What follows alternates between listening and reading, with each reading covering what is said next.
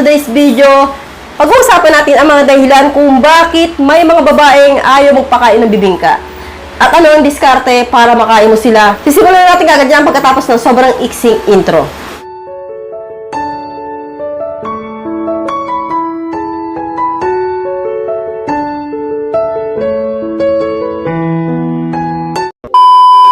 So, unang dahilan nga, Lods, kung bakit may mga babaeng ayaw pakain ng bibingka.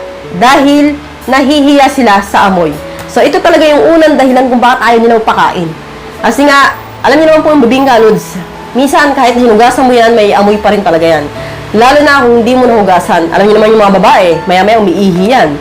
Kahit hugasan yan, maya-maya, mabaho na naman. So, paano kung bigla kang kumain, hindi ka nagpapaalam? O, hindi na amoy yung mabaho. Diba? So, kaya may mga babae talaga na ayaw talagang pakain nito.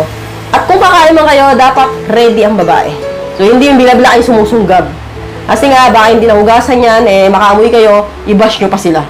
Sabihin niyo, yung dati kong jowa yun, ex ko yan, ang baho ng ano yan, bibingkaan yan. So, ayun ang mga babae na gano'n na-experience nyo one time na nakain nyo mabaho, yung bibingka, and then pagkakalat ninyo, ang baho ng kepay niyan.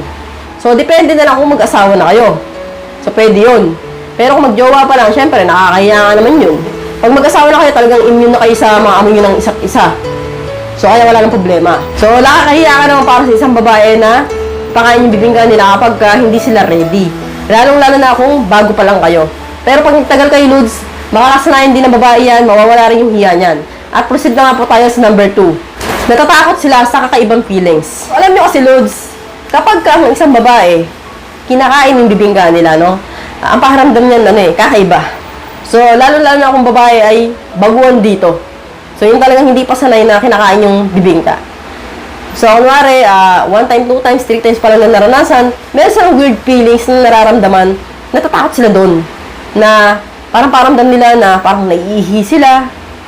Yung parang paramdam nila may bubulwak sa kanila. So, habang kinakain mo yung bibingka na yan, ang mindset ng mga babae, paano kung masipsip mo yan? Paano kung malunok mo yan? So, kaya may mga babae na talagang ayaw magpakain nito kasi nga iniiwasan nilang matikman mo yung katas nila. Kaya minsan sa kalagitnaan ng bakbakan, kapag kinakain mo yung bibingka, no? May mga babae talaga na mapapansin ninyo na talagang pag dumating na siya sa puntong parang nandyan na, itutulak niya yung ulo mo. Ayaw yan, papalag na yan. Kasi nga, ayaw nila na masipsip mo o matikman mo yung katas na yun. At hindi sila sanay or hindi pa sila pamilyar sa ganong feelings na, ano kaya yung kakaibang feelings na to na parang may sisirit? Ano kaya itong parang doon na to, parang may lalabas? And then kung sa kasalukuyang kinakain mo yan, mahihiya talaga yan. Na baka, matikman mo yun, and then pangit lasa, and then maduwal ka. So yun po yung dahilan mo bakit talaga may mga babae na ayaw magpakain. So ang tanong mo ngayon, paano naman sila makakain? Proceed na po tayo sa number 3. So kung gusto mo nga pong kumain ng bibingka at nandiyan ka na sa gitna ng bakbakan, pero yung jowa mo talagang ayaw magpakain yan, sinasabi na talaga sa'yo na, huwag kang pupunta doon. So, ang tips ko sa'yo, Lods, ay huwag ka na magpapaalam. Kasi may mga lalaki na sasabihin na, pwede mo kainin yan? Kainin ko yan. So, mali po yun. Kapag may gusto po kayong gawin, huwag po kayong paalam. Diretsuhin niyo po yan. So, ang tips number 4 ko nga po, Lods, ay halikan niyo muna siya mula taas hanggang baba. Pag nandiyan na po kayo sa baba, pataas. Pababa ulit, pataas ulit. So, backtorin niyo po muna yung part na yun. No? Huwag niyo pong bibiglain. And then, pag nakailang balik na kayo sa baba, sa taas, ibig sabihin ko dito sa paa. And then, labi, paa, labi. Kapag nakadalawa o tatlo na kayong balik, saan nyo po susunggaban yung bibingka.